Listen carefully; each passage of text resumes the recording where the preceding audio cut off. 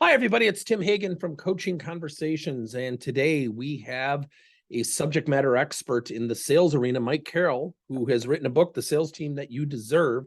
And today we're going to really focus a lot about sales coaching, and how the sales industry has certainly evolved over the last 2 years. Hi, Mike. How are you? I'm doing well, Tim. And you? Good. Tell our audience a little bit about yourself, a little bit about the book, if you would like to, and a little bit about what you're seeing currently in the sales industry. Yeah, absolutely. Looking forward to a great conversation. So Mike Carroll with Intelligent Conversations. I help companies build high-achieving sales organizations using data and science and a proven coaching cadence to elevate performance. So started my company in 2004, have been focusing on primarily middle market B2B sales organizations and really working on transforming sales organizations. We see a lot of common challenges and struggles. And, I decided to capture all of that knowledge and experience and really practical advice in my book. So I wrote The Sales Team You Deserve, mainly for CEOs who I see struggling with inaccurate forecasts and, just not knowing what to do to elevate their performance. And so in that book, what I've tried to do is share an entire roadmap for what a company can do to get the sales team they truly deserve. Well, and it's interesting. I love the title of the book, by the way. And when you and I've known each other for a long time, what I've always found funny about the sales industry is for the last 30, 40 years, we've had the same statistic. Roughly 1 out of 2 salespeople don't hit their quotas. Right. So why can't CEOs or sales leaders solve this? I think where you stand influences where you sit, right? And what I mean by that is CEOs are influenced by whatever they did before they became CEOs. So we look at the role they were in before. If you came from an operational background, for example, your approach to sales is influenced and instructed by that. So you think in terms of logical workflow, and it's going to go from here to there. The problem with a sale is you're not producing a widget. You're not producing something that's tangible. It goes from an intangible state, like a decision hasn't been made, to all of a sudden a decision's made. It's not just putting more material in one end of the pipeline and expecting the same, products to come out the other end. If you come from a marketing background, you're going to be more focused on features and functions and great presentations, but that doesn't necessarily translate to sales. If you have, say, maybe a legal background or a finance background, you tend to look for avoiding risk, or you tend to look at cost. You look at your sales organization as an expense rather than as an investment. And so one of the blind spots that we see CEOs have is they're not able to separate their role and understand the impact they have on the sales organization. A couple real practical things that CEOs can do immediately as soon as they listen to this. Number one, understand the power of the 3 little letters after your name. You can pick up the phone and help move things forward for your sales team. Now, a lot of CEOs freak out about that. Think, oh my God, there's a reason why I hired these guys.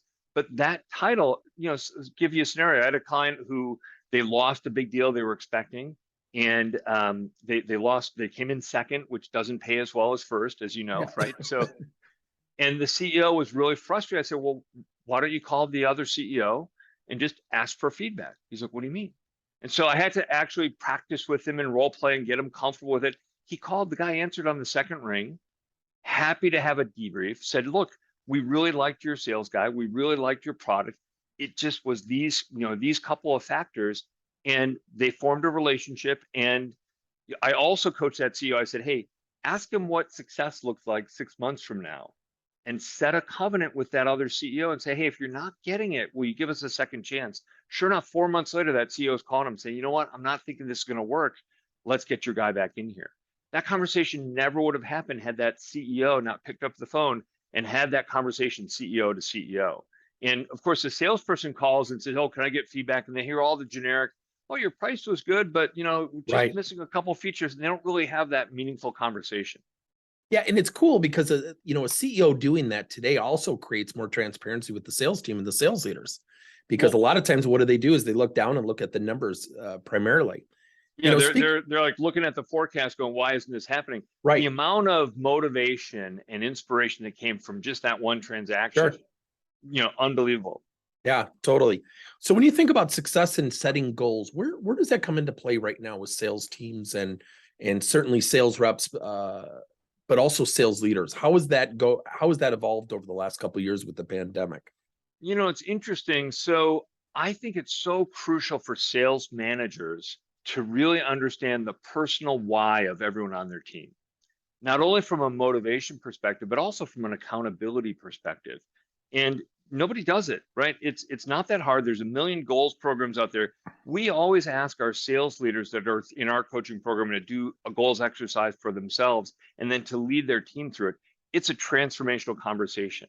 It may be that one person's why is they want to pay for their daughter's private high school, or somebody else's why is they want to make sure that their aging parents have the quality of life they deserve, or maybe they want a bass boat, or maybe they have philanthropic goals, or maybe they want to leave a legacy, a door at the Memorial Union at the University of Wisconsin, whatever it is, whatever motivates them.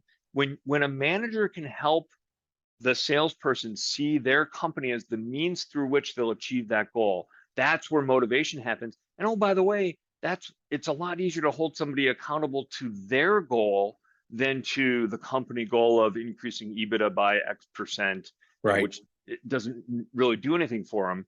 But when you say, look, I'm worried about you. You said you wanted to coach your son's Little League team.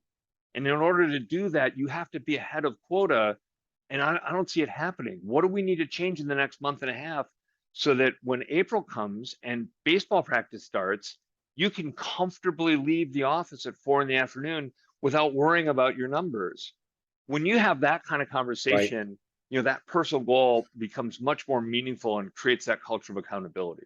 Well, and it's funny because I actually have a friend who is a sales leader, and he wanted me to talk to one of his reps who was twice his age. And I talked to the rep who there was a demographic issue. And after about 4 or 5 good questions, found out his goal is to send his 3 boys through college with no debt. Right. That was his Right. lifelong goal. Whereas the sales manager said, well, it's all about money, which tends to be that assumptive from the sales. It's all about money. But you get into that whiff of what's in it for them with the money or even outside the money, it really changes things. I would say most companies listening to this, most people listening to this, they probably have very detailed annual business plans, quarterly business plans, monthly plans, and the KPIs and the OKRs and all of that, every other 3-letter acronym to dial that in. And you need to track that. Don't get me wrong, but again, having that personal conversation, that connection that a manager can make, it really creates a healthy coaching relationship with each individual on their team. Yeah, it's always funny because when we talk to leaders, we always say, don't try to motivate until you first understand what motivates. And it's such a simple thing, but boy, when you find out, like what you had, the example that you alluded to, it really changes things. Right. Speaking of which, how do you create an environment for sales success, especially today with what you just talked about with goals and just some of the challenges that are going on today? When I think of the sales environment, and I wrote about this, and there's a whole chapter on this in my book, I'm really thinking about the amount of money that companies spend on sales enablement and their tech stack, and the amount of wasted money companies spend on CRM systems that don't work, or on marketing automation programs that are ill-conceived, or even things like getting your compensation plan. The thing right now that I see that's really trending in the market is you've got to take a look at your comp plan.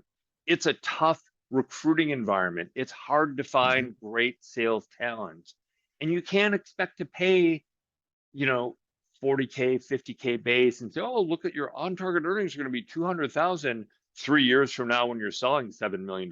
That's not going to work. You've got to protect their downside risk. If you're asking, the people you want to hire are probably already working somewhere, probably already have it figured out. They've already got a full pipeline. They've got deals coming in. They've got a high base. You've got to, entice them to want to take that risk and protect their downside. Now, if you have the right hiring system and you're bringing people on the right way, it gets a lot easier to do that. And, but I had a conversation just a couple of weeks ago with a CEO who's used to paying, 50 grand. That's the most he'll pay. I'm like, you're not going to get anyone. Right. And for that level of difficulty, it's like, you really need to be at 90 grand, and maybe you lower your commission a little bit. Maybe you do a draw. There's different ways you can do that. But if you're hiring high performers and you're coaching them as you bring them on board, that's one of the things we're seeing.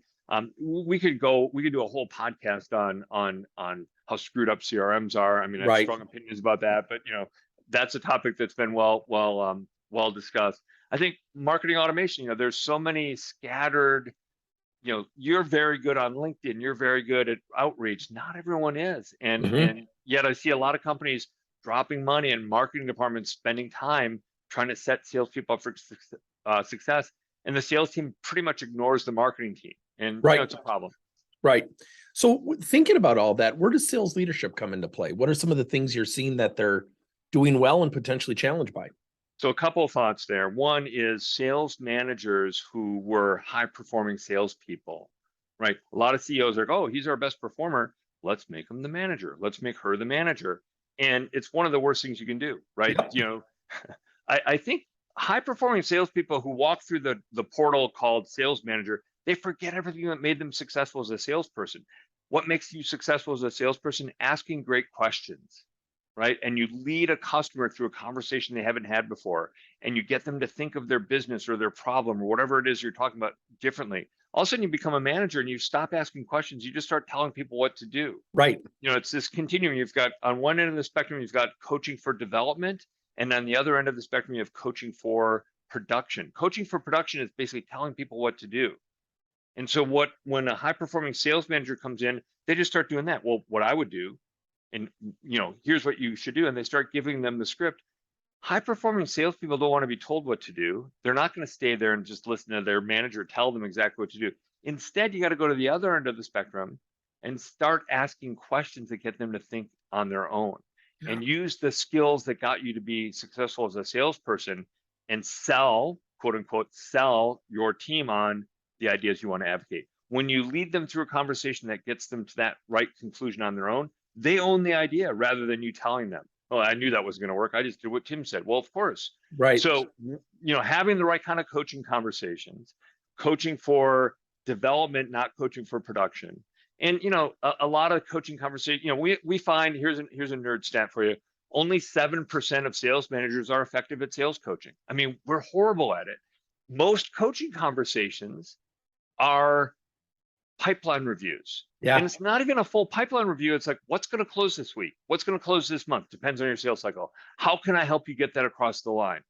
And that poor manager is getting squeezed because their boss is asking the CEO or the VP of sales is like, when's this going to close? I got to update my forecast. So all the focus is on the bottom of the funnel instead of looking at the entire sales process and looking at that individual salesperson saying, what are the 2 or 3 things they need to work on to elevate their performance and, focus on the mid to long-term development, not just the short-term production. Well, So don't you think that also comes back from sales leadership at the director VP level, also putting the pressure on the numbers downward? Because a lot of times sales managers, when they first become managers, they know they got to be successful with the numbers because that's what they're used to. So they gravitate to that. Here's what you need to do versus asking those questions. yeah, and I see managers who are almost like super salespeople. What I mean by that is they get their team to get deals right to the finish line, and then they swoop in and they Mhm. close. And it's immediate feedback. It's immediate dopamine hit, right? I look at me, I'm coming in, I'm closing. They get sized for a cape and they fly in and they close those deals, right? It's so demotivating to a salesperson to have that happen, and they think, why am I working so hard? And, rather than doing that, we coach managers to say, hey, get your team there so they can go do it on their own. Yeah.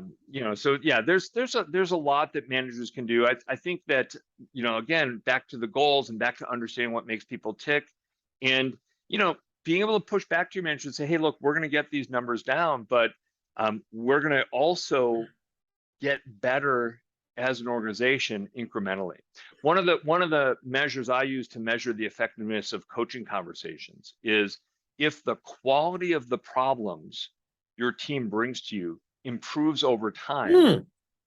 your coaching is good, right? If you're getting the same problem every time, oh, I'm stuck on this budget objection, or I'm stuck on this, competitor or whatever, maybe your coaching isn't that good. So look at, over time, the quality of the problems your team brings to you should improve.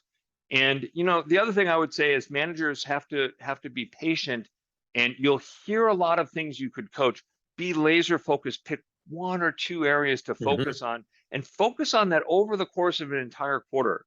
13 weeks in a quarter, if you're doing a weekly coaching cadence, which is what we recommend, or even a bi-weekly, right? You're going to have 6 to 12 coaching conversations in a 13-week quarter.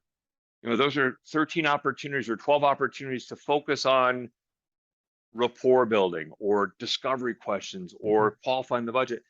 You may hear other things you want to coach them on, just take note of it. But if you start picking at every little thing that they could improve, it's frustrating for them. It's frustrating for you. They don't know what you're going to ask. So pick a couple of areas to focus and stick with it over the course of 3 to 6 months and watch your team grow, watch them improve. Well, and it's interesting because when you think about, I love the way you said that about, picking up on the things that they are doing wrong and you start to hit 5, 6, 7, 8 topics. We have to be honest as human beings. That's tough not only to hear, yet to assimilate and then put it into practice. It's like a golf swing. A I good don't golf even know what to do next. Right. Right. Yeah. A good golf coach doesn't cover every component of a golf swing. It's just too much to assimilate versus Right. they'll break down the swing by component, which kind of leads to our next topic of sales skill sets.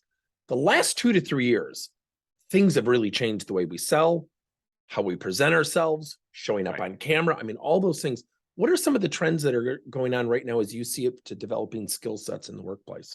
One of the things that we do, I think better than a lot of sales coaching organizations is we take a data-driven approach, right? And so we want to understand selling skills and also sales DNA competency. So first thing we do when we work with a sales organization is we do a deep dive analysis. We call it a sales effectiveness and improvement analysis. And that helps us understand, there's like 300 different data sets, but we roll it into 21 core competencies. So there's skill sets and then there's mindsets, right? And so skill sets are all the things you'd expect: hunting, closing, qualifying, consultative selling, presentation skills, relationship building, all that good stuff.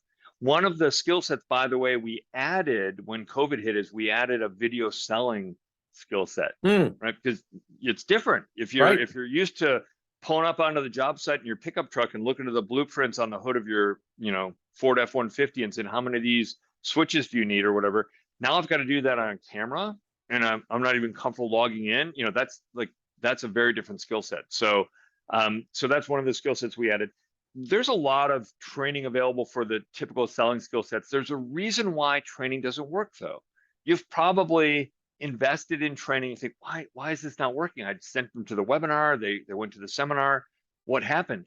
There's a whole set of mindset issues. And we've talked about this before, Tim. This is like, need for approval or comfort discussing money and things like that. If you understand the underlying beliefs that either help and support or hinder your ability to execute a sales tactic, that's where the coaching gets better. That's where you can work on the individual mindset. So one of the things we like to do is we have individual learning tracks so that everybody on your team gets a program tailored to them. So they understand, hey, if I have high need for approval, it's more important for me to be liked by the customer than to get the business. In some ways, that's a strength, right? So we want to build on that. In other ways, it's holding you back. And so you have to kind of reframe that and think of it differently. And so that's in the book, we talk about the skill sets and mindsets that impact sales. A lot of that goes back to that sales evaluation and understanding what makes each person on your team tick. It informs the coaching conversations and it elevates their performance. When you start to unblock their limited mindsets, their skill sets will improve as well. Do you feel like the organization, specifically the sales leaders, will focus more on skill sets? Typically, that's where the immediate feedback is. And typically what happens is we're going to do a prospecting workshop. We're going to, at the next sales meeting, come with your objections, and they work on it. And everybody can do it in role play. Everyone can kind of fill out the right answers or whiteboard or whatever, depending on what you're doing. And it sounds great in the safety of the conference room or the Zoom call, right? But when live bullets are flying, when they're out in front of real prospects and they get an objection and their need for approval kicks in, they're not going to be able to address that, right? And so you have to do the exercise in the sales meeting or in the workshop. That's great, but you also, to really let it stick, you've got to help them understand, hey, these mindsets are holding you back, and here's what you need to do to reframe that and approach it from a different perspective.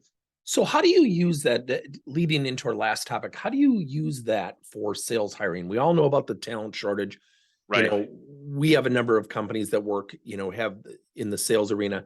It's amazing to me as an outsider how many people just leave from job to job because they get a signing bonus or what have you, and they attribute it to their leader isn't engaged, and you find out they're not hitting their numbers, whether right or wrong. How do people now hire and really get the right people, because that has always been one of the biggest hindrances in the sales industry. What do you guys do to help clients do that?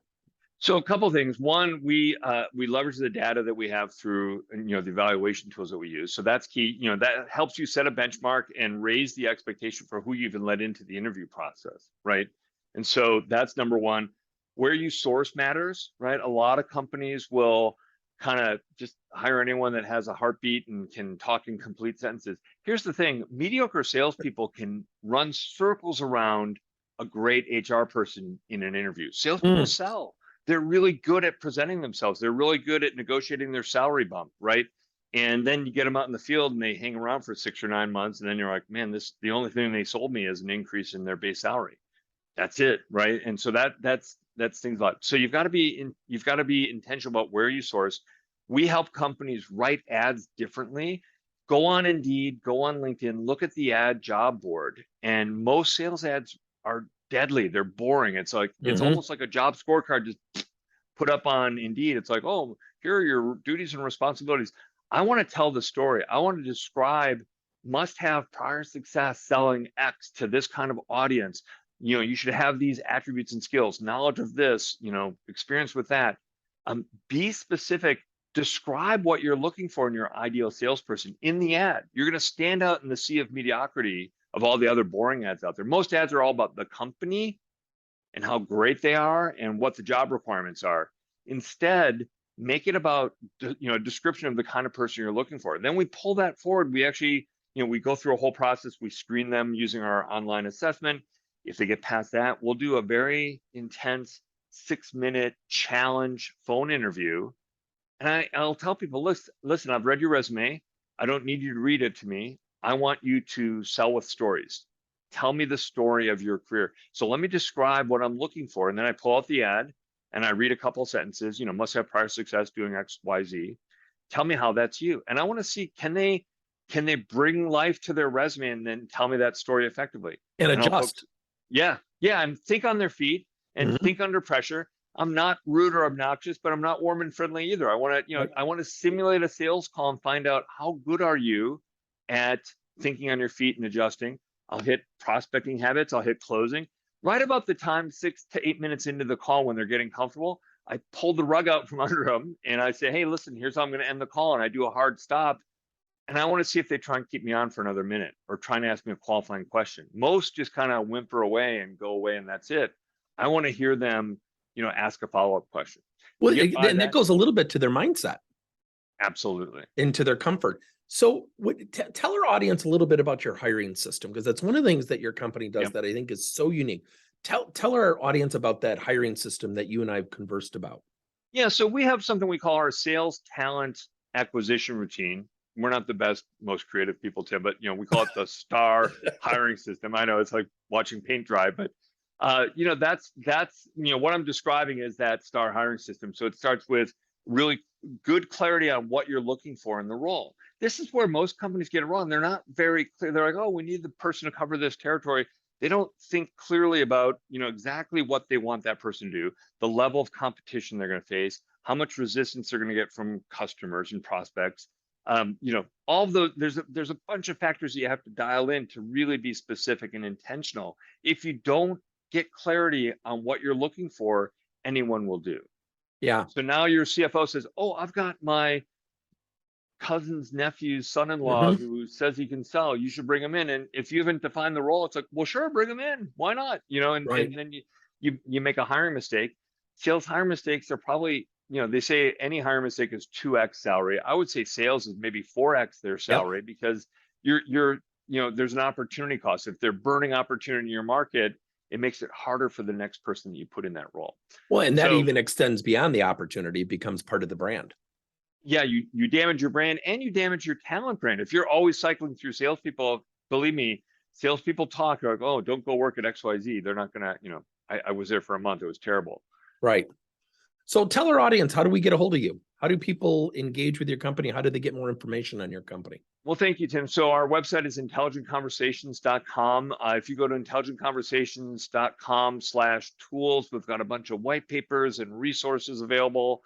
And all our contact information is there and everything is up there. as well. So intelligentconversations.com. And of course, our book, The Sales Team You Deserve, is available on Amazon and Barnes and Noble and, wherever you buy books, it's available there as well.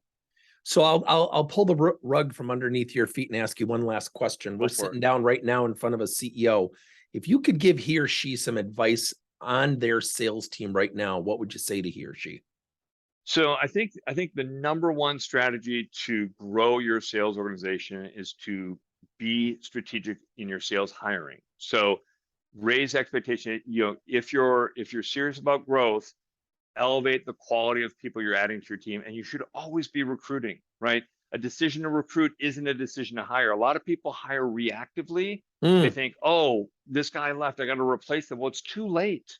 It's already too late. You've missed the opportunity. So if you always have a low-level search going, if you're always looking for talent, every now and then you're going to see someone better than your highest producing salesperson, and you can decide, would I find a way to fund someone who's going to outperform my top producer? Chances are pretty good.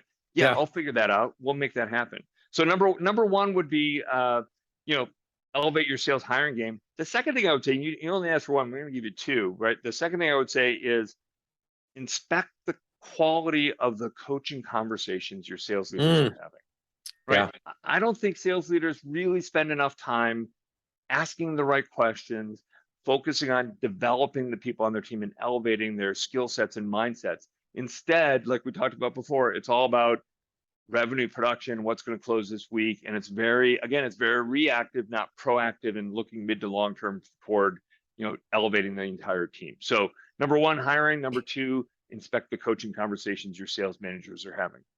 It's interesting because so often we've been so in our industry driven by this thing called data, make decisions off of data. I almost think sometimes data's come in as an interruption to just good conversations. If you have somebody who's not comfortable selling or asking for money, that's probably not going to be in data somewhere. Maybe the loss of sales, or maybe they're stalled at a certain part of the sales process. But it's interesting, your advice about really having CEOs get engaged in understanding how they're having conversations with their people. And you can do that inside sales as well as outside sales departments. Right. Awesome. Yeah. Well, thanks for your time, Mike. Appreciate it. And anybody who has not gotten the book, I've read the book. I've also know Mike's customers. If you are looking for an organization to really give you insight to mindset and skill set of your teams and how to hire the right people, check out Mike's company at intelligentconversations.com. Thanks, everybody. Appreciate your time. Thanks, Tim.